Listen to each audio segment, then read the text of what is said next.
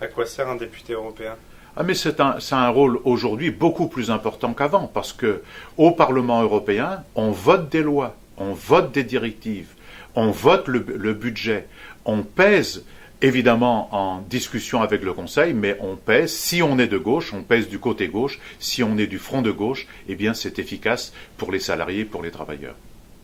Pouvez-vous nous donner quelques exemples de votre travail au Parlement européen? Oh ben, il y a de nombreux exemples, mais un des chantiers les plus importants que j'ai eu à mener et qui a duré près de 3 ans a été à la suite de la suppression du programme d'aide alimentaire décidé par Mme Merkel et M. Sarkozy. Et nous avons dû batailler d'abord sur le principe de reconstituer un fonds d'aide alimentaire. Quand nous avons obtenu le principe, il a fallu mener une deuxième bataille qui consistait à trouver l'argent pour faire ce fonds, et la somme, et nous sommes battus pour une somme équivalente à la période précédente, c'est-à-dire que pour les 7 ans qui viennent, il y a une somme de 3,8 milliards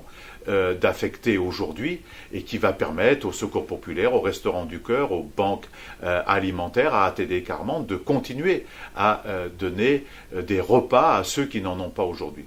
Il y a eu un autre texte qui était un véritable piège, qui nous était présenté au nom de la lutte contre la contrefaçon, un projet qui s'appelait ACTA et qui consistait à donner la possibilité à des institutions, publiques ou privées, de recueillir les données personnelles sur les ordinateurs ou les téléphones portables de chacun des citoyens européens. Nous l'avons mis en échec. Autre exemple, dans le cadre du débat sur la politique agricole commune et de la sécurité sanitaire des aliments, nous avons combattu le fait, souvent contre la Commission et une bonne partie du Conseil européen, pour qu'il n'y ait pas d'aliments avec des organismes génétiquement modifiés dans nos assiettes. C'est grâce au combat que nous avons mené que ceci n'est toujours pas autorisé. Ajoutons à cela qu'à la suite du scandale de la vache folle, et puis de cette affaire du cheval roumain qu'on a mis dans des lasagnes en France, nous avons demandé une commission d'enquête. Elle n'est pas au bout encore de ce chemin, mais nous nous sommes battus pour la qualité sanitaire et alimentaire des aliments. Nous avons aussi porté et finalement fait voter par le Parlement européen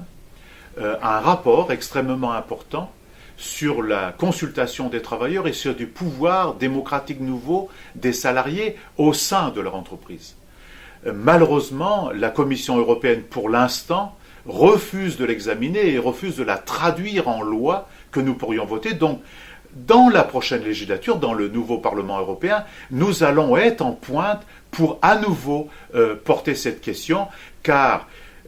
si les salariés dans une entreprise, dans un groupe, avaient la possibilité, avaient un droit de regard sur la gestion de l'entreprise, sur l'orientation de l'entreprise, nous ne serions pas dans la situation que nous connaissons depuis quelques jours, où des entreprises américaines s'accaparent, comme chez Alstom, notre potentiel industriel français, donc c'est extrêmement important. De même, par exemple, on aura à nouveau à voter ce qu'on appelle le 4e paquet ferroviaire, qui est une libéralisation du rail à outrance avec des menaces terribles contre notre SNCF et notre RATP. Donc vous voyez que ça concerne notre emploi, ça concerne notre vie de chaque jour, ça concerne l'aménagement de nos territoires, ça concerne nos services publics et notre potentiel industriel.